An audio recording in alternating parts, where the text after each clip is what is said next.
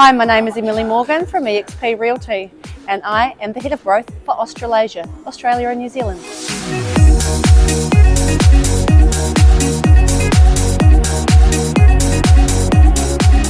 My name is Nathaly and we're with Unicorn Properties today here at 𝗕𝘂𝐵H. We have a few questions. We're really curious about the Australian market and especially who can buy there. So it's only for nationals or international buyers can also come to the market? Yeah, I get this question a lot, and so there are limitations, and it's really important to understand that.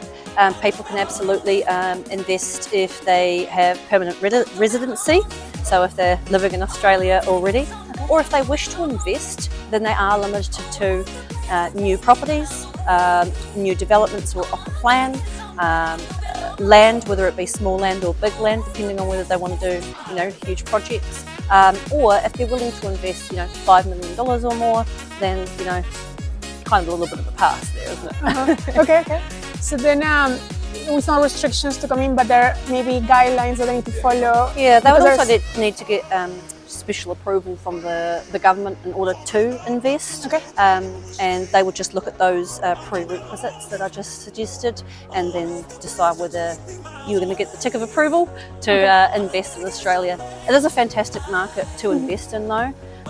Year on year, one of the slowest rates that we're seeing in terms of capital was around 7%. So it's only going to go upwards from 7%. Okay. It's a really fantastic and quite buoyant market. Awesome, that's great. So what is the buying process like once they get approved with the check from the process? Yeah. What will be the next steps that they will have to follow? Also, it's really important to understand that in our market, a lot of buyers will not actually have agent representation, like you see across the globe.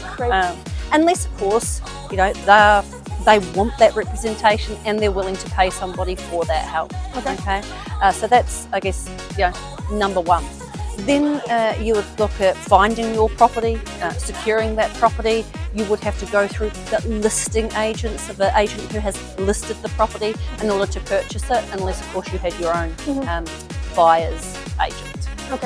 Then you would gather the information depending on which state it is, because each state has different legislation, different paperwork and different disclosures. You would then make an offer on the property once you had all your ducks in a row, and you would have that offer accepted and signed by the seller through the agent, and then you would pay a deposit towards that particular property and then go through to settlement and confirming on any conditions you may put into that contract as well. Perfect.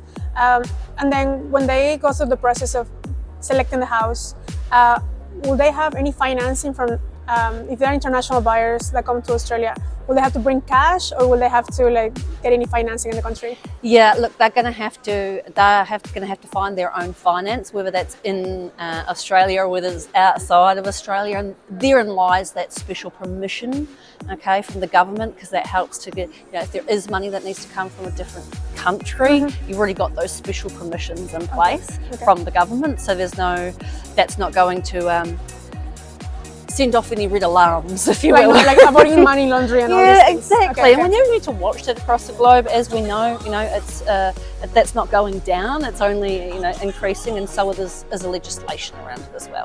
So yeah, you've got that special permission. So that's when I talk about the conditions of the purchase. That might be a condition of finance. It might be a condition of due diligence. It might be a condition of a council approval. It could be anything.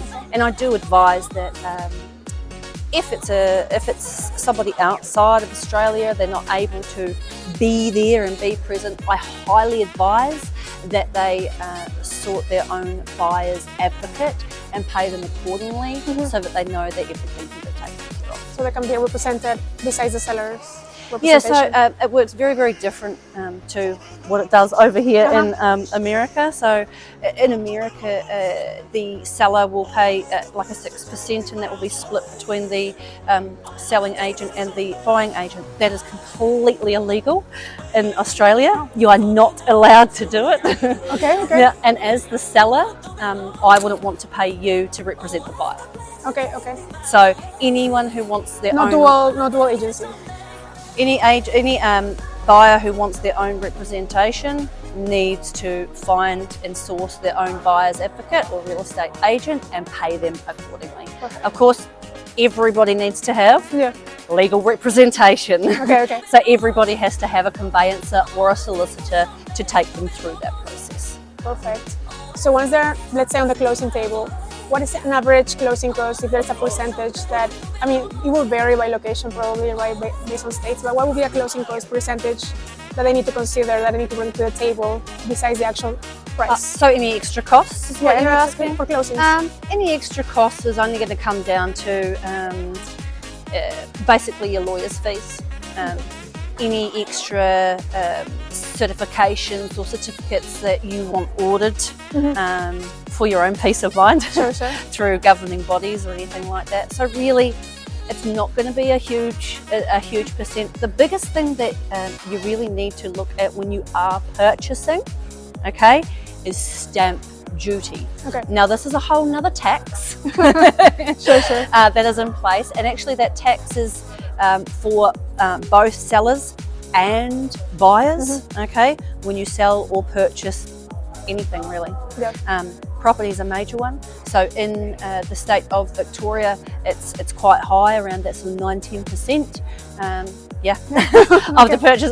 Of the purchase price. There'll be a tax to the city. That is a straight tax. So if you're looking at $1 million property, okay, 10% of that you're going to have to pay on top as a stamp duty to the government. As a tax. So keep that in mind in case. Absolutely, keep that in mind. Nobody is exempt from paying stamp duty. Perfect. So then that will be part of the closing cost per se. Absolutely. For the locations, for the property management, let's say, are there a lot of companies that if somebody wants to buy a vacation home, they can, hire somebody at the same time? What are the restrictions on the Airbnb or short-term? There aren't too many restrictions in place for Airbnb at the moment, but they are looking at introducing other taxes for Airbnb, and that simply comes back to the lack of housing that we're experiencing right now. We actually can't build the houses in Australia fast enough for all the people coming in, which is not a bad problem to have, right? It creates a huge amount of demand. Location is a really important thing to look at when you're potentially purchasing in Australia.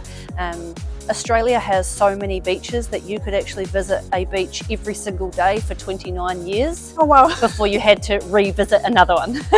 And everybody wants to be near amenities and the water, of course, particularly if it's a holiday let. But really if you're looking at investing and leasing or letting a property, the leasing or the letting is going to be quite easy in Australia because there's so much of a demand at the moment. You're going to have 20 to 50 people applying for the same property right now. That's what we're experiencing in Australia. So we should go and do some buildings there. So there's a lot of people that want to live in the same house at the moment. So you're not going to have too many issues renting a property out. Of course, it's always better to have a property that's close to schools, close to amenities, and if you can, close to the water as well. Of course, that's amazing. That's good to know. And how is the construction market then now? So is it booming, or there's restrictions from the government to slow it down? It's slowed down over COVID for obvious reasons, but look, we don't have any choice but for our construction to just explode, really, because otherwise we're just not going to have enough houses for all the people. So we are busy, constructing more and more property. On top of that, the government is putting, different things in place for certain housing crises as well. So, making sure that every single person in Australia has a roof over their head. That's really good.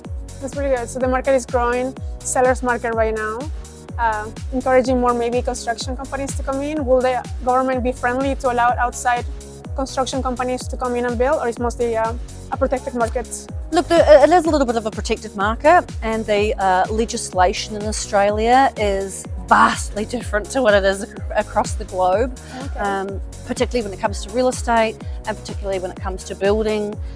We have a high level of regulations when it comes to construction. And that's only continuing to rise. It's not necessarily a bad thing, though, because you know as an investor, what you are buying is absolute quality. It cannot be anything less than good quality because of our building legislation and our construction. So it's not necessarily a bad thing. Perfect. That was great information, Emily. Thank you so much for sharing with us about the state of the market. If you have any questions about the Australian market, Emily will be the person to go to. Her information will be in the link below on the description. And thank you so much for teaching us a little bit more of Australia. I look forward to investing in Australia. Thank you.